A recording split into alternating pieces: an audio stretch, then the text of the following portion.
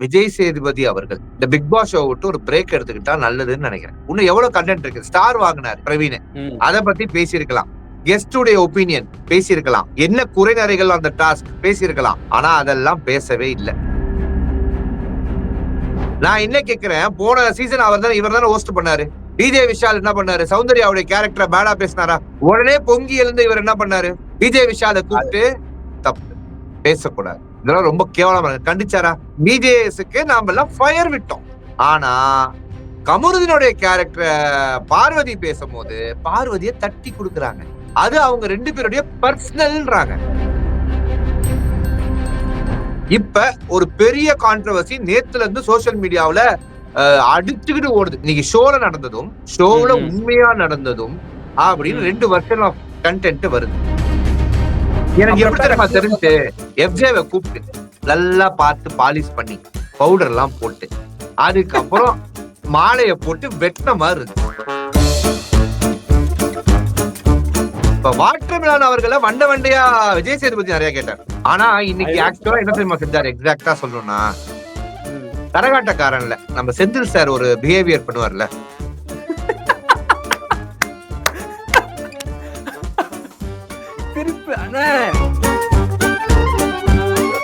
ஆக்சுவலா வாட்டர்மெலன் அவர்கள் கரகாட்டக்காரன் செந்தில் மாதிரி இருந்து விஜய் சேதுபதியை தான் கலாய்த்தள்ளி இருக்கிறார். ப்ரோவோக் டிவி நேயர்கள் அனைவருக்கும் உங்கள் தனுஷின் அன்பான பணிவான வணக்கம். Welcome to my show Bigg Boss wishes Joe Michael. மக்களே வணக்கம் தனுஷ். மக்களே, இன்னைக்குதான் நம்மளுடைய கடைசி ரிவ்யூ. புரியலையே, இன்னும் புரியலையே. பிக் பாஸ் எழுத்து பண்ணிட்டாங்களா? அது நிஜமாவா? சொன்னாங்க. ஆனா எனக்கு அது அப்படிதான் சொல்லிட்டு இருப்பாங்க. பிக் பாஸ் என்னன்னு அது என்ன கதை சொல்லுங்க. அது என்ன கதை? பிக் பாஸில் சமூக சீரியல் நடக்கிறது. இந்த ஷோனால நிறைய பேருடைய மென்டல் ஹெல்த் பாதிக்கப்படுது. என்னத்தை காட்டுறீங்க அப்படின்னு விஜய் தனுஷ் பேசின ஒவ்வொரு நொடியும் இந்த ரிவ்யூல எல்லாம் அந்த வாழ்வுரிமை கட்சிக்கு போய் அவங்க இன்னைக்கு ரோட்ல இறங்கி விஜய் தனுஷுடைய வார்த்தைகளுக்கு போராடின மொமெண்ட் இன்னைக்கு நம்மளால பார்க்கப்படுது. நான் எதுவுமே சொல்ல, நான் இன்னைக்கு கொஞ்சம் ஒரு மாதிரி டல்லா தானே இருக்கேன். அந்த பிரவீன் ராஜோட எலிமினேஷன்ல அந்த ஒரு எமோஷனல் மூமெண்ட் எனக்கே ஒரு மாதிரி அது கண் கலங்கின தருணம் ஆயிடுச்சு. இல்ல புரியல, 2 பேரும் ஒன்னாதான் பார்த்தோம். இல்ல எனக்கு அண்ணன் கேட்க கொடுங்க, நீ மட்டும் தின்றேன்னு கேட்டியப்பா. புரியல நான் அப்படியா சொன்னேன்? அப்ப நீ கேக்கு எமோஷனல் ஆகல, பிரவீன் ராஜுக்காக எமோஷனல் ஆயிருக்க. ஆமாண்ணே, அவரு நேத்து நமக்கு தெரியும் முன்னாடியே அவர் ஹெல்மெட் ஆக போறாங்கன்னு சொல்லிட்டு. ஆனா அவர் பிஹேவ் பண்ண விதம், அந்த ஒரு ஏக்கம் தெரிஞ்ச ஒரு ஆக்டரா நான் நிறைய நினைச்சிட்டு இருந்தேன். என்ன நிறைய இடத்துல மக்களே, தனுஷ் கிட்ட ரொம்ப பிடிச்ச விஷயம் என்ன அப்படின்னா, அந்த எபிசோட ஒரு கோர்வையா போக விட மாட்டாப்ல. அவர் என்ன பண்ணுவாரு, ஸ்டார்டிங்ல நம்ம ஆரம்பிக்கும் போது எண்டிங்க பத்தி பேசிடுவாரு. அப்புறம் எண்டிங் கண்டென்ட்டுக்கு என்ன பண்றதுன்னு தெரியாம நம்ம கஷ்டப்படுறோம். டல்லா எனக்கே ஃபீல் ஆகுது. கொஞ்சம் இப்படி வரணும், பூஸ்ட் அப் ஆகணும்னு பாக்குறேன். அது சொல்லி முடிச்சிட்டேன்னா கம்பெனில பூஸ்ட் வாங்கி கொடுத்துருப்பாங்க. சரி, ஓகே, விடுங்க. நம்ம எதுவும் பர்சனலா எடுத்துக்க வேணாம். ஷோவா பார்த்துட்டு கொஞ்சம் ஜாலியா அப்படியே மூவ் ஆன் ஆகும். சொல்லுங்க. பர்சனலா எடுத்துப்போம், பேசுவோம். அதை கண்டிப்பா பேசணும். அதை கண்டிப்பா அட்ரஸ் பண்ணணும். அதுக்கான காரணம் என்ன, நியாயம் என்ன, நீதி என்னன்றதை நம்ம கண்டிப்பா பேசணும். சரி, இப்ப நம்ம கருத்துக்கு வருவோம். First day 35 hours the day Sunday episode Vijay Sethupathi அவர்கள் எக்ஸ்பெக்டேஷனை ஃபுல்ஃபில் பண்ணாரா இல்லையா? அதாவது நான் என்ன சொல்ல வரேன் அப்படின்னா, விஜய் சேதுபதி அவர்கள் இந்த பிக் பாஸ் ஷோ விட்டு ஒரு பிரேக் எடுத்துக்கிட்டா நல்லதுன்னு நினைக்கிறேன். ஒரு ஹாலிடே போயிட்டு மெடிடேஷன் மீடியேஷன் எல்லாம் பண்ணிட்டு பொறுமையா வரலாம்னு நினைக்கிறேன். ஏன்னா என்னென்னலாம் கேட்கணுமோ அதெல்லாம் அவர் கேட்கவே இல்லை. அவர் இன்னைக்கு மொத்தமாகவே கேட்டது எத்தனை நினைக்கிறேன்? அந்த டாஸ்க் பத்தி கேட்டாங்க. அந்த டாஸ்க் கேட்டாங்களா? ஆமா, ஃபர்ஸ்ட் ஆரம்பிக்கும் போது என்ன செஞ்சாரு? அதான் டாஸ்க் பத்தி கேட்டாரு. அதுக்கப்புறம் இந்த வீட்ல இருந்து சும்மா யார் இருக்கா, ஒரு நாள் பேமெண்ட்டை மட்டும் வாங்கிட்டு யார் சும்மா இருக்கா, அதை பத்தி கேட்டாங்க. அதுக்கப்புறம் எவிக்ஷன், அவ்வளவுதான். இப்ப நான் என்ன கேக்குறேன், ஒரு நாள் பேமெண்ட் வாங்கிட்டு யாரு சும்மா இருக்கான்னு கண்டுபிடிக்கிறதுக்கு நாம என்ன சிபிஐ ஆபீஸுக்கா போக முடியும்? அந்த வீட்டுக்குள்ள இருக்கிறவங்க அத்தனை பேருமே சும்மா தான் இருக்காங்க. சரியா? இங்க சும்மா இருக்காங்க அப்படின்றதுக்கான அர்த்தமே அவங்களுக்கு தெரியாது. அரோரா ஈஸி கை காட்டிட்டு போயிட்டாங்க. ஓகேவா? ஆனா அது ஒரு கண்டென்ட்டா? இன்னும் எவ்வளவு கண்டென்ட் இருக்கு. ஸ்டார் வாங்கினாரு. பிரவீன். அத பத்தி பேசியிருக்கலாம். கெஸ்டுடைய ஒப்பீனியன் பேசியிருக்கலாம். என்ன குறைநறைகள் அந்த டாஸ்க் பேசியிருக்கலாம். ஆனா அதெல்லாம் பேசவே இல்லை. ஓகேவா? வீடுகளில் நடந்த பிரச்சனைகளை பேசல. அமித்தை மிரட்டின பிரஜினை பேசல. ஓகேவா? நேத்து லைட்டா தொட்டாருனே, அவ்வளவுதான். அப்படி பண்ணக்கூடாது அப்படின்னாரு. இந்த லைட்டா எப்படி கொடுப்பீங்க? ஷோல வந்து அவருடைய பர்சனலான அவங்க பொண்டாட்டியை பத்தி பேசுறதெல்லாம் லைட்டா பேசலாமா? இருக்க ஆட்களை பற்றி பேசக்கூடாதுன்னு பேசுறதுக்கு உங்களுக்கு என்ன பிரச்சனை? பார்வதியோடைய தாயை பற்றி வெளியில என்ன பேசிடுவாங்களோன்ற பயத்துல உங்களால முன்னாடி வந்து ஆஜராக தெரியுது இல்ல? அப்ப அமித்தோடைய ஃபேமிலி தக்காளி தொக்கா? நான் என்ன கேக்குறேன், போன சீசன் இவர் தானே ஹோஸ்ட் பண்ணாரு. விஜய் விஷால் என்ன பண்ணாரு? சௌந்தர்யாவுடைய கேரக்டரை பேடா பேசினாரா? உடனே பொங்கி எழுந்து இவர் என்ன பண்ணாரு? விஜய் விஷாலை கூப்பிட்டு தப்பு பேசக்கூடாது, இதெல்லாம் ரொம்ப கேவலமா கண்டிச்சாரா? நம்ம ஃபயர் எல்லாம் விட்டோமா? ஏன் விட்டோம்? ஏன்னா சம்பந்தமே இல்லாம ஒரு பொண்ணுடைய கேரக்டரை ஒருத்தங்க அசாசனேட் பண்ணக்கூடாது ஒரு நேஷனல் டெலிவிஷன்ல அப்படின்றதுக்கு நாம எல்லாம் குரல் கொடுத்தோம். பிஜேஎஸ்க்கு நாம எல்லாம் ஃபயர் விட்டோம். ஆனா கமருதீனுடைய கேரக்டரை பார்வதி பேசும்போது பார்வதியை தட்டி கொடுக்குறாங்க. அது அவங்க 2 பேருடைய பர்சனல்ன்றாங்க. அதான் பாரு சாரி கேட்டாங்களா, அவங்க கூட பேசிப்பாங்க, நாங்க பாத்துக்கிறோம் அப்படின்ட்டாங்க. அதனால விட்டாரோ கேக்குறேன். அப்ப அதையே விஷாலும் தானே சொன்னாரு. நீங்க என்ன சொன்னீங்கன்றதை எதுக்கு அடையாளப்படுத்தினாங்க? விஜய் சேதுபதி அவர்கள் அவர்களுக்கு கமுருக்கு தானே பிரச்சனை. இது வேற யாருக்கோ பிரச்சனைனா பண்ணிடுவாரு. அவருக்கு சீசனுக்கு ஒரு ஆள் கிடைச்சிடறாரு. போன வாட்டி ராணுவ தூக்கி போட்டு மிதிப்பாரு, இந்த வாட்டி கமுருவை தூக்கி போட்டு அசிங்கப்படுத்துவாரு. அது சீசனுக்கு ஒரு ஆள் அவருக்கு கிடைச்சிடாரு பாவம். ஓகே, அதனால நம்ம விஜய் சேதுபதி அவர்களை குறை சொல்றது வந்து தவறான செயல். இந்த விஜய் தனுஷ் இனிமே என்ன அப்படி செய்ய சொல்லாது, சரியா? இருப்பா என்னதானே கமெண்ட்ஸ்ல அடிப்பாங்க, பார்த்து பண்ணுனே, நான் ஒண்ணுமே சொல்லனே. கவலைப்படாத, கமெண்ட்ஸ் அடிக்கவே மாட்டாங்க. அது தனி குரூப், அது வேற. அது வந்து நம்ம லைவ் எல்லாம் முடிச்சுட்டு வீட்டுக்கு போனதுக்கு அப்புறம் நைட் 1 மணிக்கு கம்ப்யூட்டர் ஆன் பண்ணிட்டு உட்காந்து கமெண்ட்ஸ் எல்லா பேஜ்லயும் போய் போட்டுட்டு பிஆர் வேலையை வாங்கிட்டு 30 ரூபா ஒரு போஸ்ட்டுக்கு வாங்கிட்டு போயிருவாங்க. அது ஒரு தனி குரூப், அதை விட்டு அதை ஓரமா வச்சுப்போம். நம்ம இப்ப வருவோம். சோ பார்வதி அவர்களை கேட்கல, பார்வதி அவர்களை தட்டி கொடுத்தது அவங்களுடைய பர்சனல் அப்படின்னு முடிச்சுட்டு போயிட்டாரு. அது பர்சனலே கிடையாது. ஒருத்தரோட கேரக்டர் அசாசினேட் பண்ணும்போது ஏன் கமருதனோட ஃபேமிலி வெளியில இல்ல? கமருதன் அனாதையா? கமருதனுக்கு குடும்பம் கிடையாது? அவங்க குடும்பத்துல எப்படி இருக்கும் இந்த கேரக்டர் தாட் ப்ராசஸ் அப்படின்ற ஒரு கொஸ்டின் மார்க் வருதா இல்லையா? அதோடைய இப்ப இந்த குறும்படம் போட்டு சாண்ட்ராக்கு பண்ண வெயிட்டான மாசான குறும்படத்தை ஏன் வந்து கமருதீன் கண்டென்ட்ல போடல அப்படின்ற கேள்வி விஜய் சேதுபதி இன்னைக்கு வரைக்கும் கிளியர் பண்ணலையே. சரி, ஓகே, அது ஒரு பக்கம் வச்சுப்போம். சரி, இன்னைக்கு வந்து மெயினான பிரச்சனை அப்படின்னா கிரெடிட் ஸ்டீலிங். அதாவது அந்த வீட்டுல ஒரு கிரெடிட்டை வந்து ஸ்டீல் பண்றாங்க அப்படின்னு. இந்த ஹோட்டல் டாஸ்க், ஆமா, இந்த ஹோட்டல் டாஸ்க் அப்படின்றது என்னமோ நேத்து கண்டுபிடிச்சு இன்னைக்கு அவங்க எக்ஸிக்யூட் பண்ண டாஸ்க் கிடையாது. காலங்காலமா அந்த பழசான ஒரு கான்செப்ட். இந்த பிக் பாஸ் ஆரம்பிச்ச காலத்துல இருந்து அந்த வீட்டுக்குள்ள இருக்கிற ஹோட்டல் கான்செப்ட். இப்ப இத போன சீசன்ல எப்படி பண்ணாங்கன்னா, ஒவ்வொருத்தரும் ஒவ்வொரு கேரக்டர் எடுத்துக்கிட்டாங்க. அந்த வீட்டுக்குள்ள அந்த கேரக்டராவே வாழ்ந்தாங்க. ரஞ்சித் சார் எல்லாம் வந்து மூன்வாக் மூர்த்தி எல்லாம் வந்து ஒரு பெர்ஃபார்மன்ஸ் எல்லாம் பண்ணிருப்பாரு. கெஸ்டா வந்து அந்த விஷயங்கள் பண்ணிருப்பாங்க. ஆனா இந்த வாட்டி வீட்டுக்கு கெஸ்டா வந்தவங்க கெஸ்டாவே பிஹேவ் பண்ணல.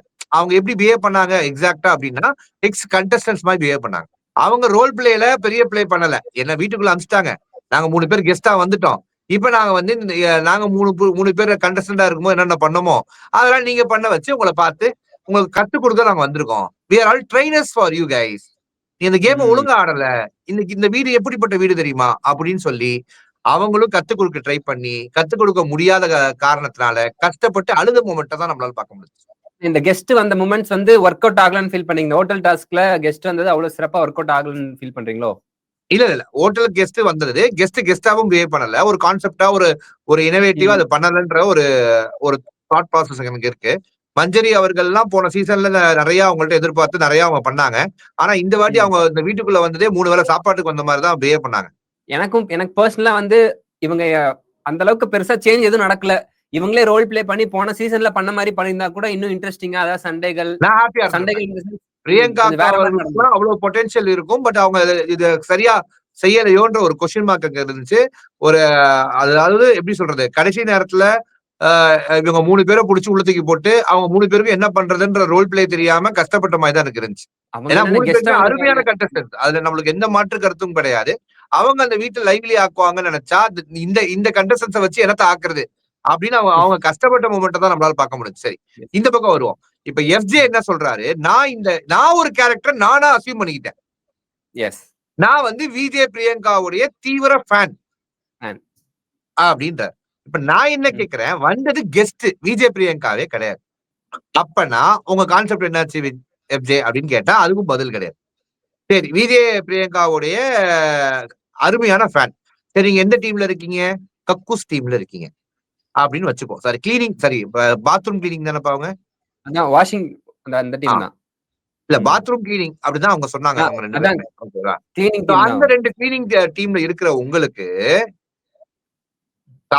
சமைச்ச சாப்பாடு எடுத்துட்டு போய் கொடுத்து என்னத்தை இம்ப்ரெஸ் பண்ண போறீங்க? இப்ப ஒரு பெரிய கான்ட்ரோவர்சி நேத்துல இருந்து சோசியல் மீடியாவுல அடிச்சுக்கிட்டு ஓடுது, அடிச்சுக்கிட்டு பிரச்சனை ஆகுது. என்னடா பிரச்சனை அப்படின்னு பார்த்தா, ஒரு 2 விதமான ஒரு கூற்று நம்ம இன்னைக்கு பார்க்க முடியுது. இன்னைக்கு ஷோல நடந்ததும், ஷோல உண்மையா நடந்ததும் அப்படின்னு 2 வெர்ஷன் ஆஃப் கண்டென்ட் வருது. இன்னைக்கு ஷோல நடந்ததை ஃபர்ஸ்ட் பேசிடுவோம்.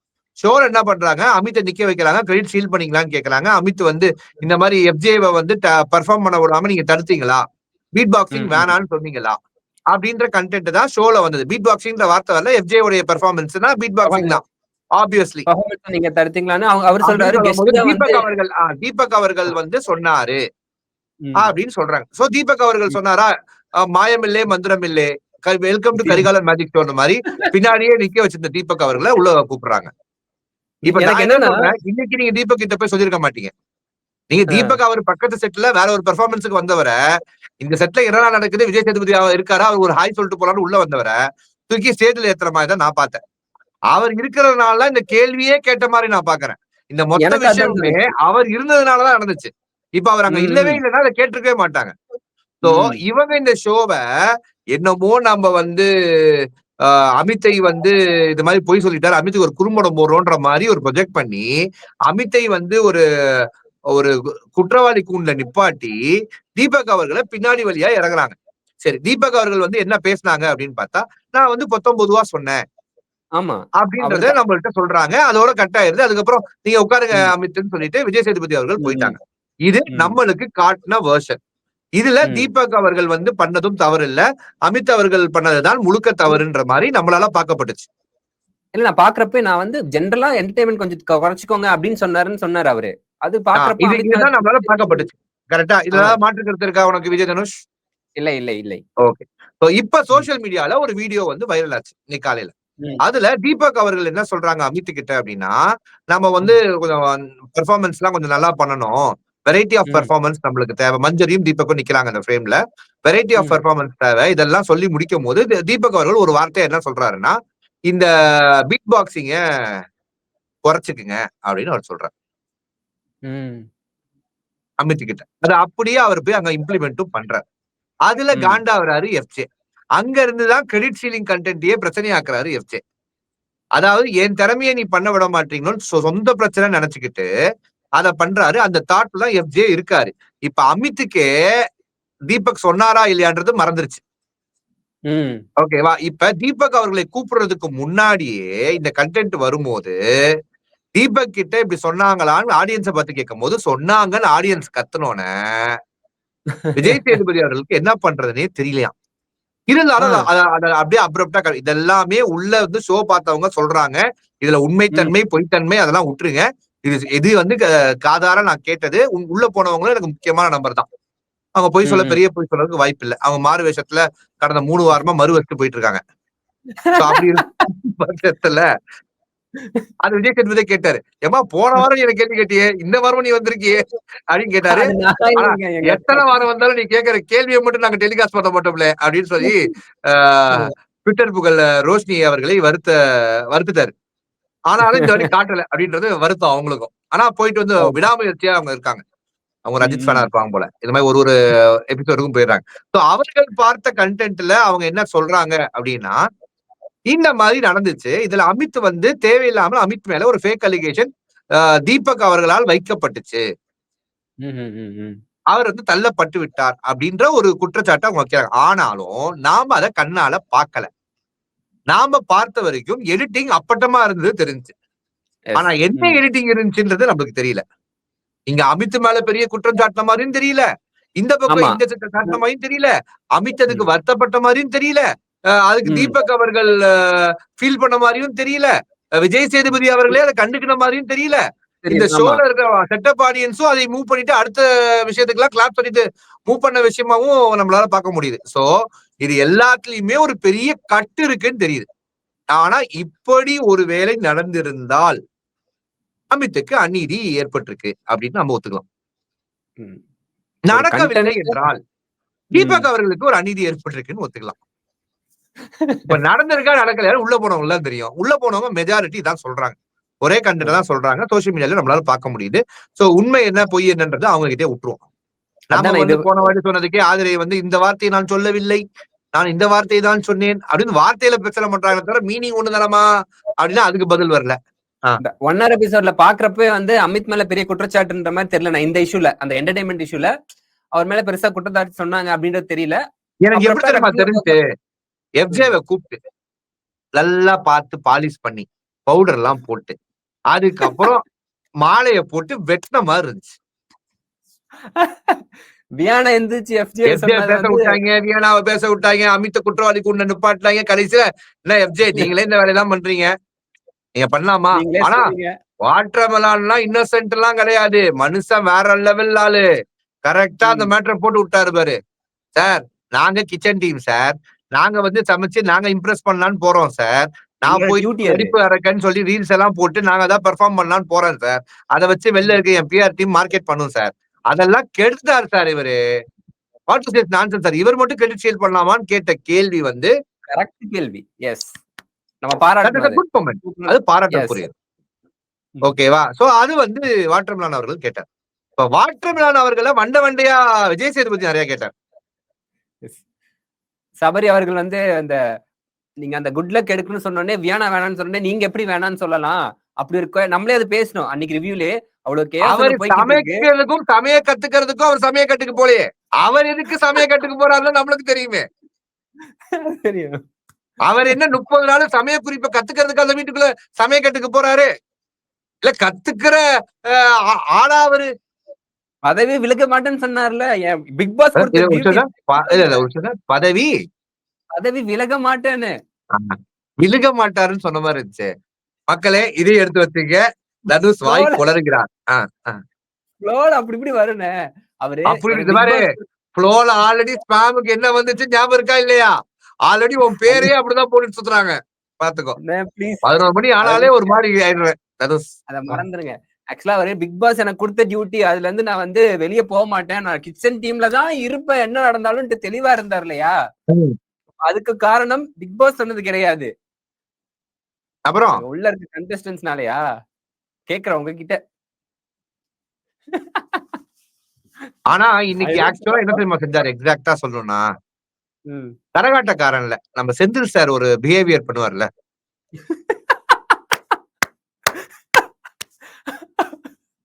திருப்பி அண்ணா நான் மாஸ் பண்றேன் அப்படி அப்சர்வ் பண்ணிருக்கீங்க. இல்ல நம்மளெல்லாம் பார்த்தா அகாப் குவாப் மாதிரி இருக்கா அவருக்கு அப்படின்னு தெரியல. ஆக்டிங் இன்னமோ ஆக்டிங் குனிஞ்சதெல்லாம் நிமிரலையே. விஜய் சேதுபதி கலாய்ச்சாரு, கண்ணாமேனிக்கு கலாய்க்கிறாரு. கலாய்ச்சி விஜய் சேதுபதி நீங்க ரொம்ப ஹாப்பியா நேற்று வீட்டுக்கு போயிருப்பாரு, நான் வாட்டர்மெலானை போட்டு உடைச்சிட்டேன்ட்டு. ஆனா ஆக்சுவலா வாட்டர்மெலான் அவர்கள் கரகாட்டக்காரன் செந்தில் மாதிரி இருந்து விஜய் சேதுபதியை தான் கலாய்த்தள்ளி இருக்கிறார். கலாய்க்கப்பட்டதுதான் விஜய் சேதுபதி, கலாய்த்தது விஜய் சேதுபதி அல்ல அப்படின்றதுதான் வருத்தம். வின்னர் இஸ் நம்ம வாட்டர்மெலான் ஸ்டார் அப்படின்ட்டு எனக்கு இல்ல விஜய் ஸ்கெட்ச் அப்படின்னு பண்ணிருக்காரு. பேசவே இல்லைன்னு மத்த எல்லா விஷயத்திலும் எப்படி பேசுவாரு, அப்படியே மௌனம் சாதிச்சு அப்படியே அதை கடந்துட்டு போயிட்டாருன்னு. அதுதான் தந்திரம்டா, ராஜதந்திரம். ஓகேவா? இது நேத்து திவ்யா பண்ணாங்களா, அதுவும் ராஜதந்திரமா? பயமுள்ள நம்மளுக்கு தெரியல.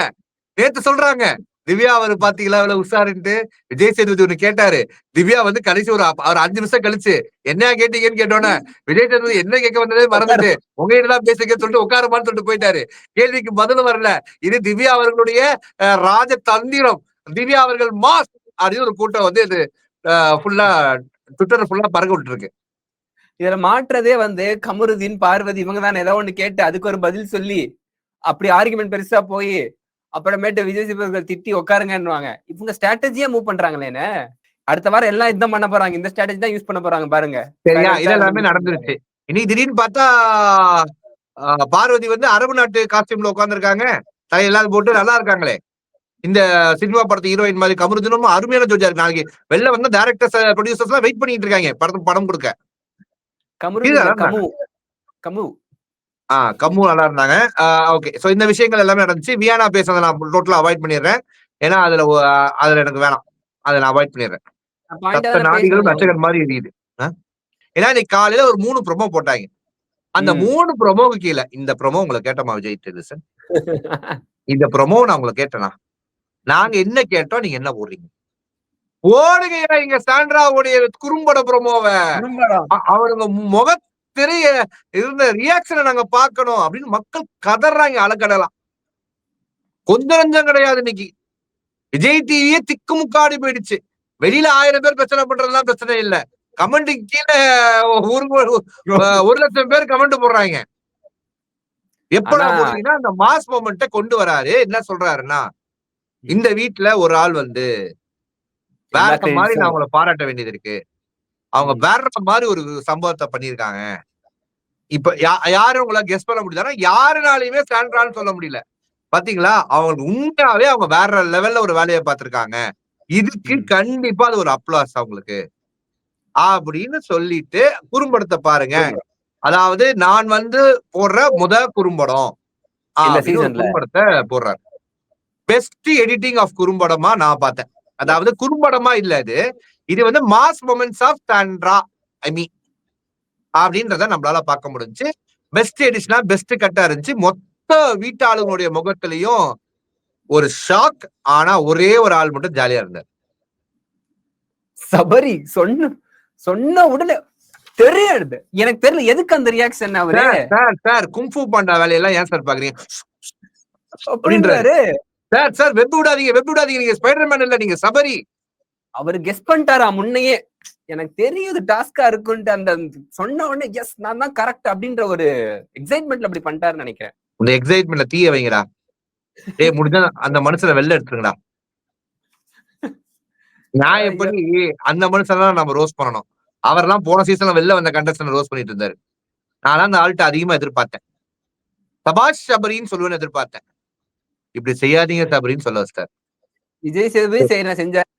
4 ஸ்பூன் சுகர் கூட எக்ஸ்ட்ராவா போட்டிருக்கீங்க Sabari, better luck next time அப்படின்ற மாதிரி உட்கார வச்சிட்டாருன்னு. அப்படின்னு உட்கார வச்சாரு. சாண்ட்ரா எமிக்கு போட்ட அந்த மொத்த எடிட்டிங் மாசம் வீடியோ வந்து உடனே திவாகர் அக்கா அக்கா அக்கா அப்படின்னு ஓடி வந்து இப்படி பண்ணிருக்கீங்களா? என்ன அங்கங்க தூவி என்ன சொல்லிட்டு அடிச்சிட்டீங்களே.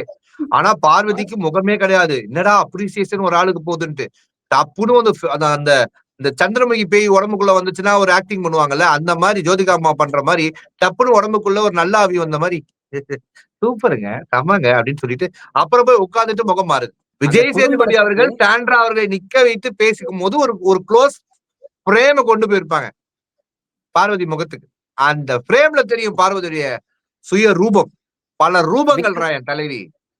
விக்ரம் அவர்கள் அப்பயும் கொஞ்சம் எமோஷனல் ஆயிட்டாங்க. ஸ்டார்டிங்ல ஹாப்பியா ஃபீல் பண்ணாங்க. போன உடனே மறுபடியும் ஏங்க அப்படி பண்றீங்க, கொஞ்சம் கான்ட்ராக்டா இருந்துச்சு எனக்கு பாக்குறப்போ. நான் என்ன கேக்குறேன், பிரஜினுடைய ஒய்ஃப் தானே சாண்ட்ரா. சாண்ட்ராவே கதறி அழுகும் போதே பிரஜின்னு பிராங்கா பண்ணாப்ல. அப்படி இருக்கும் பட்சத்துல விக்ரம் அழுதா என்ன? இப்ப என்னைக்காவது ஒரு மனுஷன் அழுகுறானா நம்ம பாவப்படலாம். எல்லாத்துக்கும் ஒரு மனுஷன் அழுகுறானா நாம எப்படி பாவப்பட முடியும்? என்ன நல்லவனா வளர்த்துட்டாங்க. ஆமாப்பா நான் என்ன 4 கொலை பண்ணிட்டு வர சொல்லி வளர்த்துருக்காங்க பாரு வீட்டுல. இல்ல எனக்கு புரியல. இதுக்கு நடுவுல ஒரு பக்கம் பார்த்தா அடுத்து வந்து என்ன சொன்னாங்கன்னா,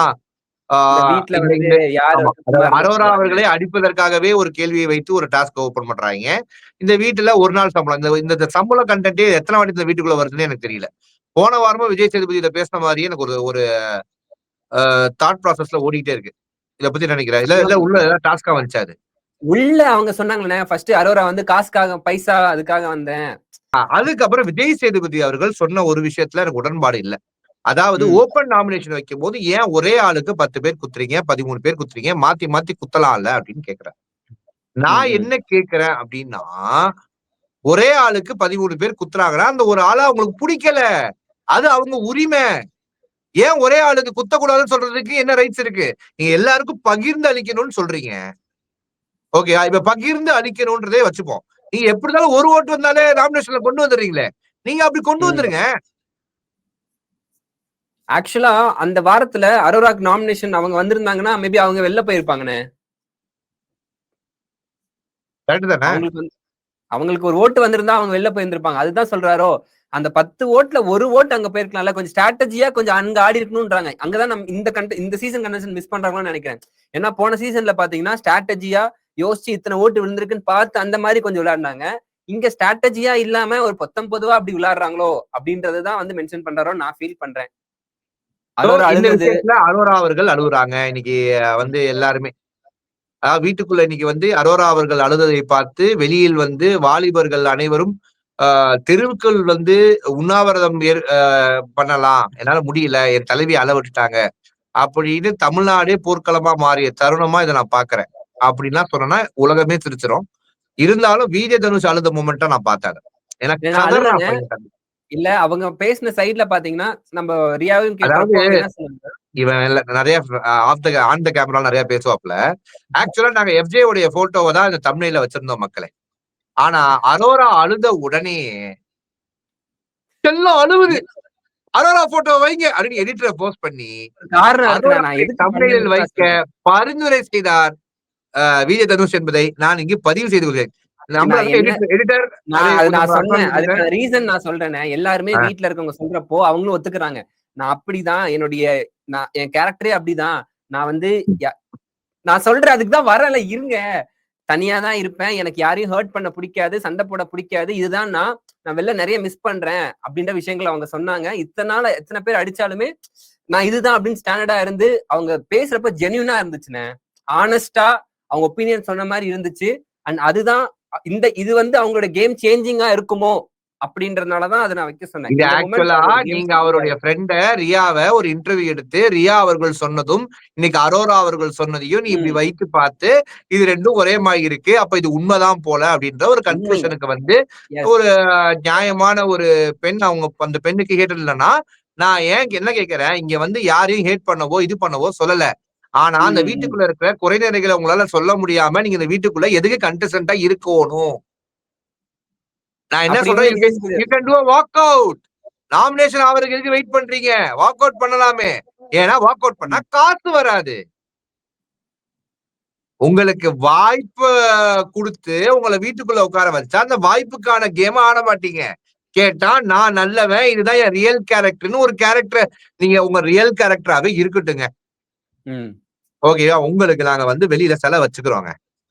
நான் இதை வந்து கனியக்காக்கும் சேர்த்து சொல்றேன், அரோரா அவர்களுக்கும் சேர்த்து சொல்றேன், விக்ரமுக்கும் சேர்த்து சொல்றேன்.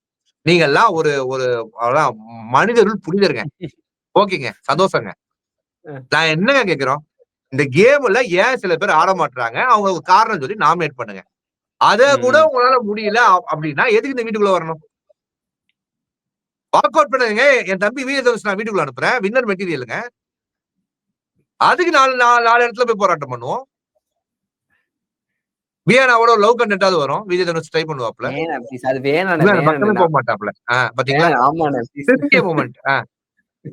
சோ அதுதானே இந்த மூமெண்ட் வந்து மாறும். ஏன்னா விஜய் சேதுபதி அவர்கள் கரெக்டா சொன்னாரு, யாருக்குங்க கஷ்டம் இல்ல, எல்லாருக்குமே அந்த கஷ்டம் ப்ராப்ளம்ஸ் எல்லாமே இருக்கு. நீங்க கேம் ஆட வந்திருக்கீங்க, இங்க அப்படிதான் ஆடணும். அப்பதான் வந்து வெளில இருக்கவங்களுக்கு உங்களை பிடிக்கும்.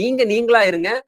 உங்களை நாங்க அடிச்சு சண்டை போட சொல்லல, நடக்கிற விஷயத்த வாய்ஸ் அவுட் பண்ணுங்க, சொல்லுங்க.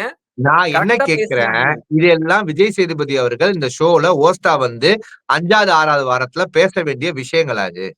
அப்ப நீங்க என்ன ஆடிஷன் பண்ணீங்க, நீங்க என்ன அவங்கள்ட்ட சொல்லி அந்த வீட்டுக்குள்ள அனுப்புனீங்க, எதற்காக இந்த இன்ஃபுளுசரை நம்பி இந்த ஷோவை ரன் பண்றீங்க, எதற்காக இந்த ஷோவை நீங்க ரன் பண்றீங்கன்ற கொடுமையை எங்களை பார்க்க வச்சு தாலி அறுக்குறீங்க அப்படின்றது விஜய் தனுஷுடைய குமுறலா இருக்கு மக்களே.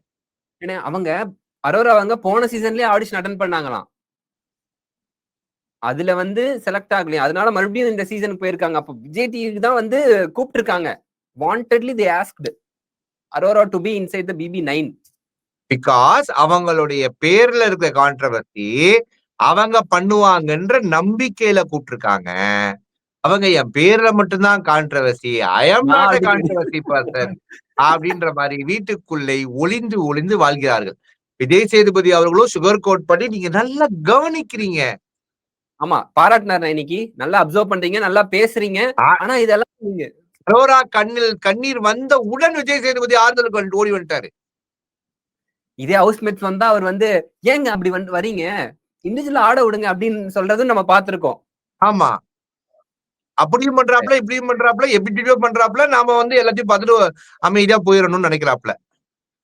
பிரவீன்ராஜ் அவர்கள் வந்து ரொம்ப ரொம்ப ரொம்ப டேலண்டட், அதுல எந்த மாற்று கருத்தும் கிடையாது. சோ பிரவீன்ராஜ் அவர்கள் எப்படி வந்து நிறைய கனவுகளை வைத்து அந்த வீட்டை விட்டு வெளில போகும்போது டோட்டலா அந்த வீடையே ஒரு எமோஷனல் ஒரு இடமா மாத்தி எல்லாரையும் அழுக வைத்து தனக்கான அதான் பிக் பாஸ் எல்லாரையும் பேசி அது ஒரு வாய்ப்பை, அதாவது தனக்கு கிடைத்த ஒரு வாய்ப்பு இருக்குல்ல, அது பாதியில போனா ஒரு வலி வரும் தெரியுமா, அந்த வலியை நம்ம கண்ணு முன்னாடி நிக்க வச்சார். பிரவீன்ராஜ் அவர்களுடைய அது சில பேருக்கு பார்க்கும்போது ஓவர் ஆக்டிங் மாதிரி இருக்கலாம், இது தேவையில்லையே, ஓவரா கிரிஞ்சா இருக்கு அப்படின்னு சில பேருக்கு தோணலாம். ஆனா அவருடைய பொசிஷன்ல அந்த இடத்துல போய் நிக்கும் போதுதான் அதோடைய வலி நம்மளுக்கு தெரியும். பிக் பாஸ் ஜோ மைக்கேல் உங்க ப்ரோவோக் டிவில எவ்ரிடே நைட்டு 10:30 மணிக்கு அவங்க என்ன வேணா பண்ணட்டும், அவங்க முகத்திரையை நாம இங்க சிறப்பா கிழிப்போம்.